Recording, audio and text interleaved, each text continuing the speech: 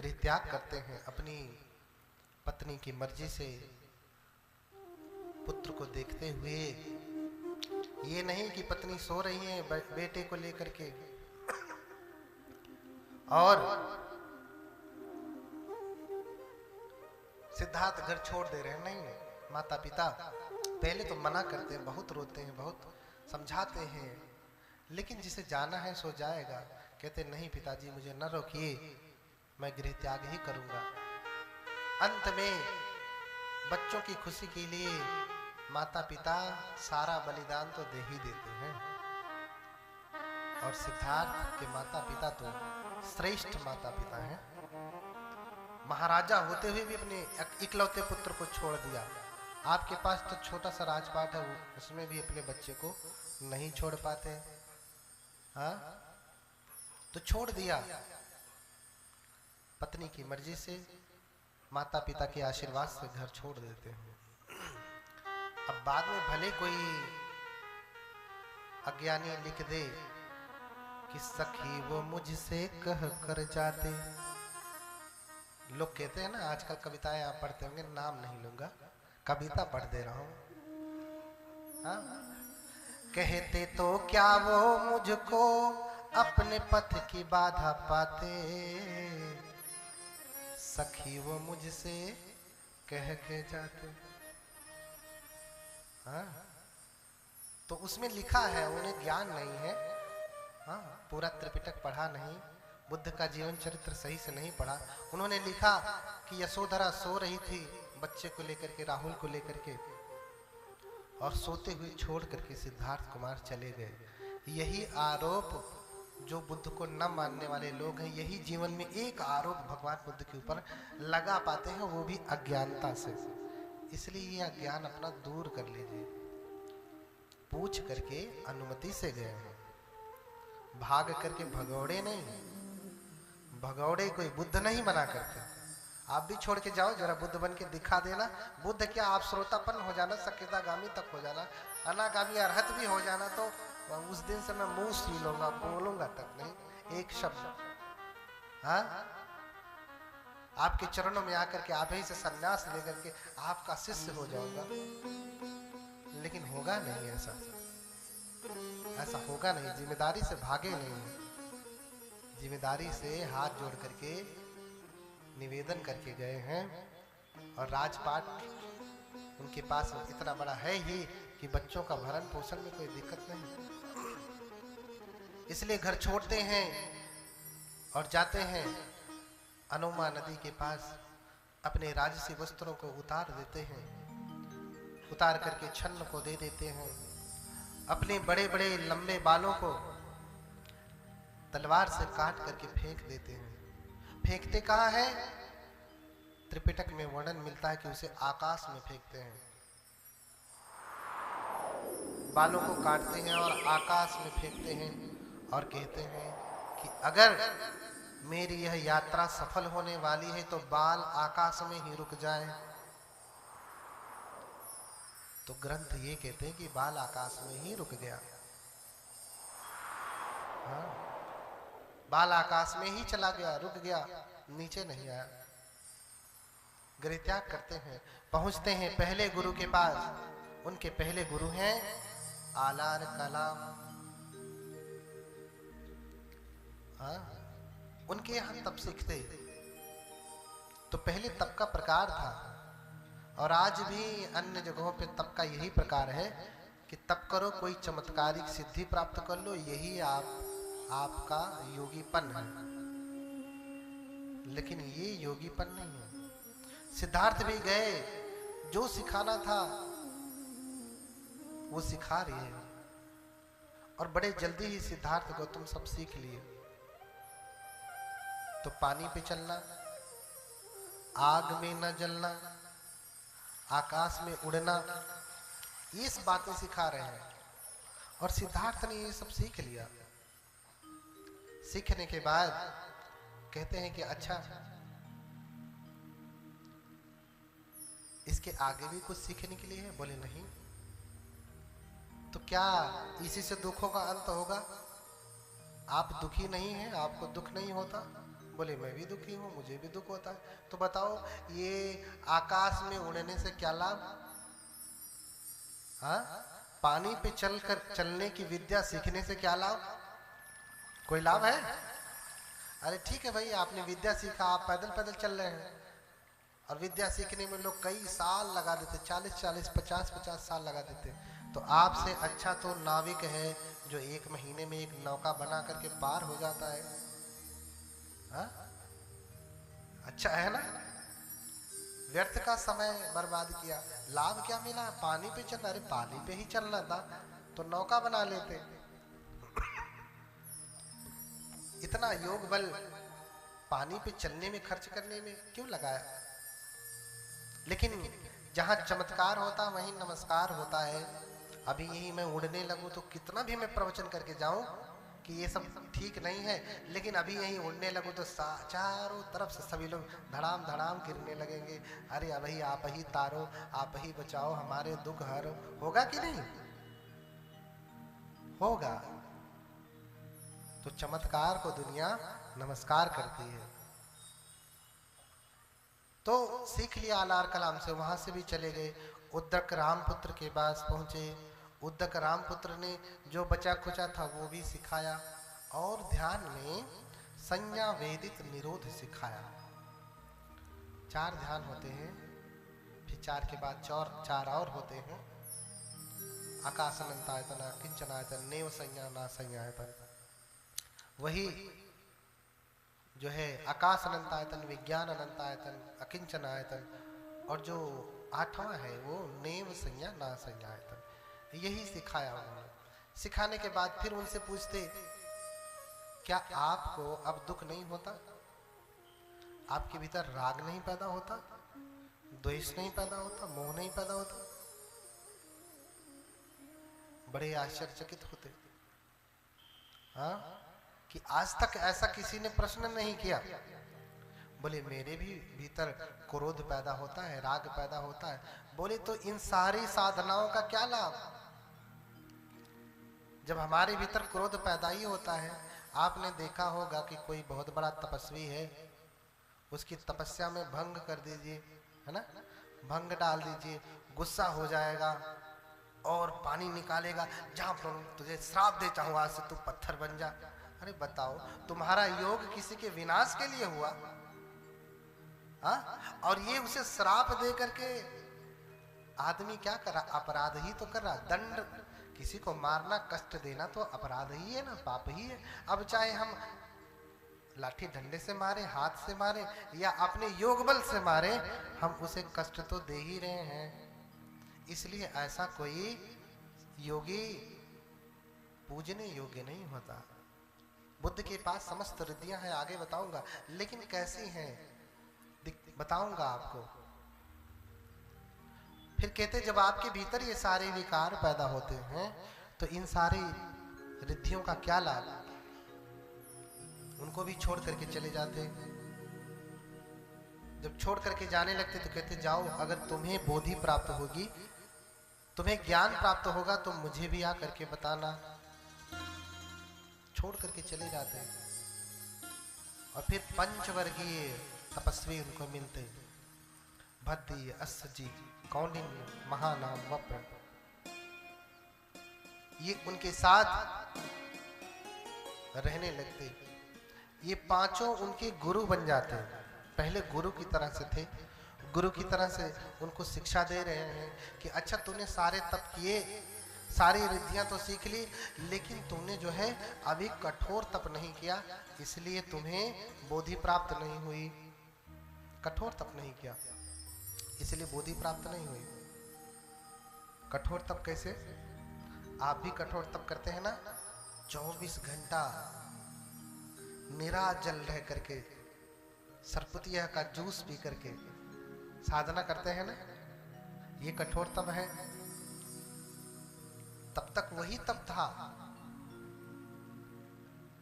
उन्होंने कहा कि अभी तुमने तप नहीं किया, इसलिए इस संसार को चलाने वाली कोई अदृश्य शक्ति है, वो प्रसन्न नहीं हुई। वही प्रसन्न होगी तो तुम्हें बोधि, तुम्हें ज्ञान प्राप्त हो जाएगा, उसी के आशीर्वाद से होगा, इसलिए उसे ही प्रसन्न करो। सिद्धार्थ कहते ठीक है, उसे ही प्रसन्न करते। तो बोलिए आप सभी गुरुगण मुझे बताएं कि मैं क्या करूं। तो बोले कि कठोर तप करो, खाना खाना कम कर दो, छोड़ दो, धीरे धीरे कम करते जाओ। तो दिन भर में 2 बार खाते हो तो अब 1 ही बार खाओ। हाँ, तप करने लगते। कैसे तप करते? चक्र प्रथम मह लेहि आहारा, चक्र प्रथम लेहि आहारा, चक्र प्रथम मह लेहि आहारा, चक्र प्रथम मह लेहि आहारा। रात दिवस मह एक ही बारा, रात दिवस मह एक ही बारा, रात दिवस मह एक ही बारा। चक्र अपर मह दुई दिन माही, चक्र मह दुई दिन माही, एक ही बार तपोधर खाई, एक दिन माही तपोधर खाई। एक ही बार तपोधर खाई।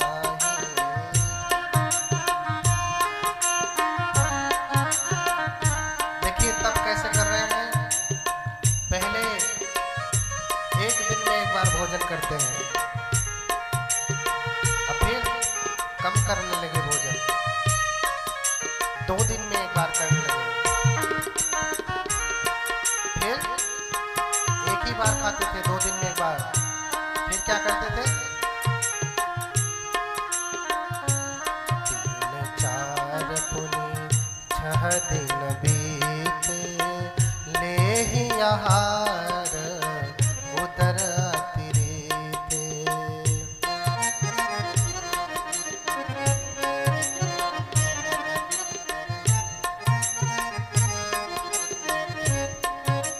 तीन, 4, 5, 6 इतना दिन हो गया, कम भोजन करने लगे, 2 दिन में एक बार कर रहे हैं, अभी भी कोई प्रसन्न नहीं हुआ। 3 दिन में एक बार, अभी भी नहीं। 4 दिन, 5 दिन, 6 दिन, कम करते जा रहे हैं। हाँ? उसके बाद पूरा खाना ही छोड़ देते हैं, फल खा करके रहने लगते हैं। हाँ? पानी पी करके रहते, फिर फल खा करके रहते, एक तिल खा करके रहते, पूरा तप कठोर कर रहे हैं। किसको किसको प्रसन्न करने के लिए? कोई अदृश्य शक्ति है इस संसार की, जो इस संसार को चला रही है, उसको प्रसन्न करने के लिए। हाँ? पानी उछारी पवन पर रही, करि तप उग्र दुसह दुख दही।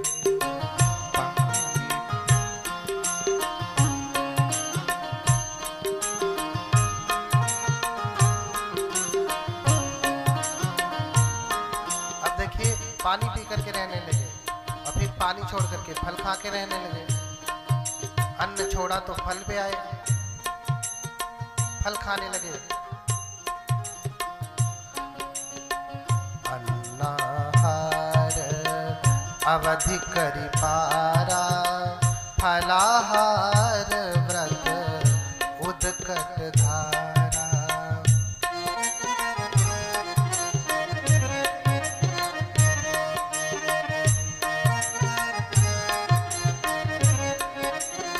फल खा करके रहने लगे। अब कितना फल खाते हैं? जिस दिन व्रत रहता है उस दिन हपक करके पूरा 1 दर्जन केला, 1 किलो सेब पूरा खा लिया। हम तो व्रत हैं, ऐसे आप सभी लोग करते हैं ना। ऐसे करते हैं तो ऐसा व्रत नहीं है। फल तो खा रहे हैं लेकिन कितना फल खा रहे हैं? एक एक फल खा रहे हैं। हाँ? कछु दिन आम तो कछु दिन छेही, नित एक फल लेहि न दोई। कुछ दिन आम ता कुछ दिन लेही, नित्य एक ना लेन दोई। जामुन बेर खजूर मकोई, जामुन बेर जामुन बेर खजूर मकोई, जामुन बेर खजूर मकोई, जामुन बेर खजूर मकोई। नित एक फल लेहि न दोई। नित एक फल लोई न देही, नित एक फल लेहि न दोई। नित एक फल लोई न देही। देखिए कभी एक आम तो कभी एक केला खा के रहते थे, वो भी छोड़ करके। हाँ? जामुन कभी एक खा करके रहने लगे, कभी एक बैर खा के रहने लगे, बेर बेर।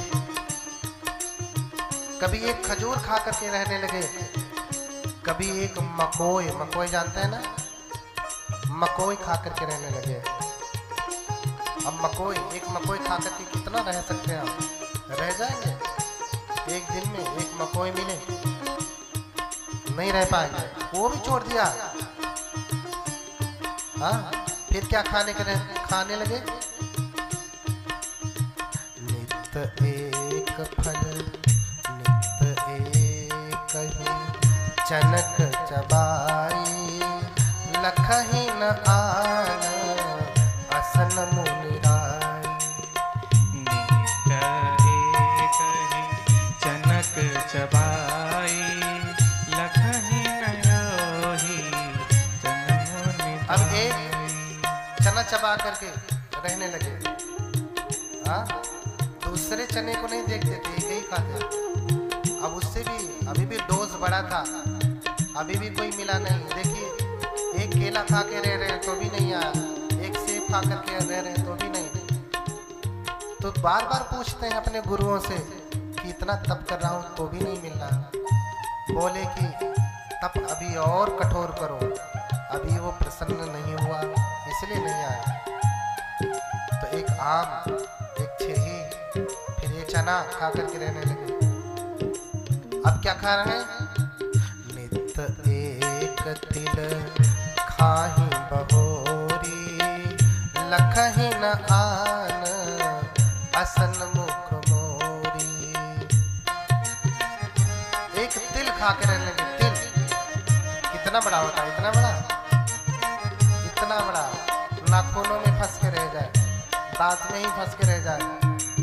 इतना कठोर तप करने के बाद अभी भी ऐसी कोई अदृश्य शक्ति नहीं मिली, तो भी उसके गुरु जो पांचों वर्गीय हैं वो कह रहे कि नहीं अभी और कठोर तप करो। वो भी साथ साथ तप कर रहे हैं, सिद्धार्थ भी साथ साथ तप कर रहे हैं। फिर आगे देखिए सब कुछ छोड़ दिया, खाना तो एकदम से बंद, हवा पी करके रहने लगे। हवा जैसे आप हवा पी करके हैं ना, इस समय हवा अंदर जा रहे हैं बाहर आ रहे हैं, सांस लेकर के रहने लगे। फिर कैसे तप कर रहे हैं? बरसही मेघ घटा घन घोपी। जब भयंकर वर्षा होती थी तब क्या करते थे? बरसही मेघ घटा घन घोपी,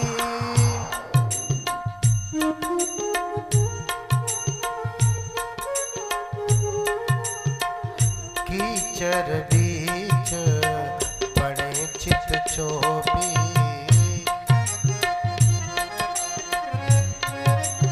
देखिए अब कैसा तप कर रहे हो। जब भयंकर वर्षा होती तो भयंकर बारिश में कीचड़ में जाकर के लेट जाते हैं। इतना कठोर तप कर रहे हैं, शरीर को तपा रहे हैं। फिर क्या करते? माघ पूस की ठारिन माही, बार बार निसी नीर नहाही।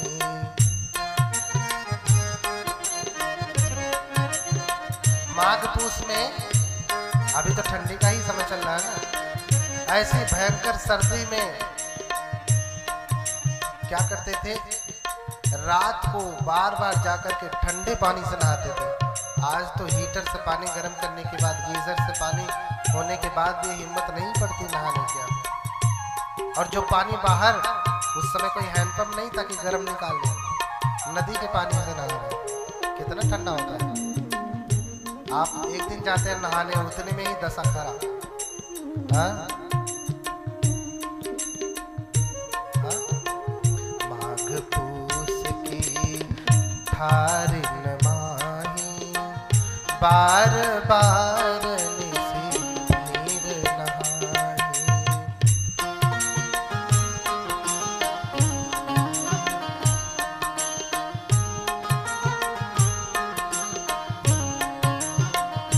देखिए गर्मी में क्या करते, इतना होने के बाद भी अभी भी कोई उन्हें ज्ञान प्राप्त नहीं हुआ, ना तो कोई ज्ञान देने के लिए आया। इतना कठोर तप किया उस अदृश्य शक्ति को प्रसन्न करने के लिए कि अब वो प्रसन्न हो जाएगा तो मुझे ज्ञान दे देगा,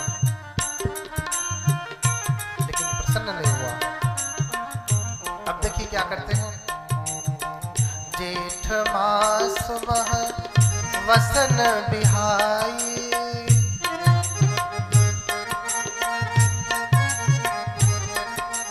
जब भयंकर जेठ का महीना होता है, मई जून समझिए,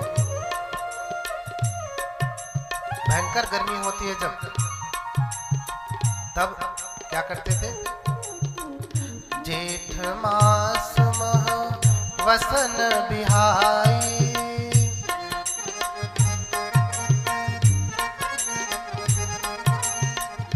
तप्त रेत पर लेटहि जाई।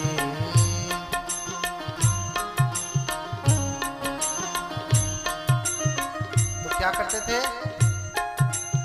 जेठ के महीने में, गर्मी के समय में, जब भयंकर गर्मी होती है, उस समय में जाकर के तपती हुई रेत पर लेट जाते थे। हाँ, आप तो जूता पहन करके भी नहीं चल सकते, इतनी भयंकर गर्मी में गर्म रेत पर जाकर के लेट जाते हैं धूप में। इतना शरीर को तपा रहे हैं। इतना देख करके उनके साथ जो पंचवर्गीय जो गुरु हैं, अब वो सिद्धार्थ को गुरु मान लिए, वो भाग खड़े हुए। देखी विकट तप धीरज भंगा, पंच तपी छति छारनि संगा।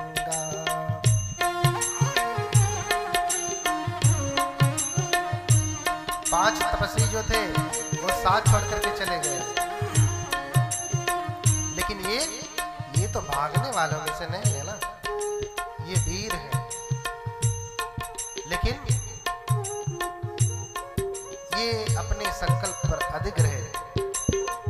देखी विकट तप धीरज भंगा, पंच तपी छति छारनि संगा।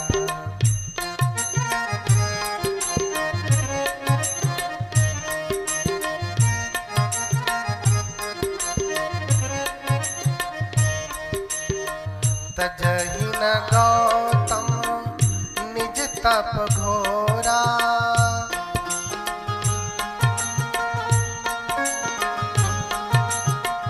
अटल रहे संकल्प कठोरा।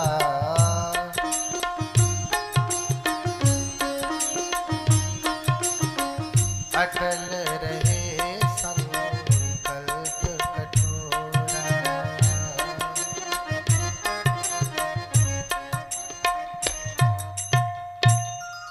देखिए, सभी तो भाग लिए, लेकिन सिद्धार्थ भागने वाले नहीं हैं। वो अपने संकल्प पे कठोर रहे। जो लगी मिलही न लक्ष्य कठोरा, सतत प्रयास करहि त्योरा। हाँ? लेकिन तब करते करते उन्होंने देखा कि उनका शरीर पूरी तरीके से सूख गया है। शरीर में मांस नहीं बचे, रक्त नहीं बचा, सिर्फ हड्डियां बचे। रक्त मांस खरताप सुखाने, अरु हाड़ हाड़ सब देह लखाने। पूरे शरीर में एक एक उसके हाड़ हाड़ ना, अगर आज होते तो आप जाके पूरी हड्डियां गिन लेते कि 206 हड्डी है। हाँ? आज जाके गिन लेते। वो ऐसे पेट को छूते थे तो रीढ़ की हड्डी पकड़ में आती थी। इतना तप कर रहे हैं।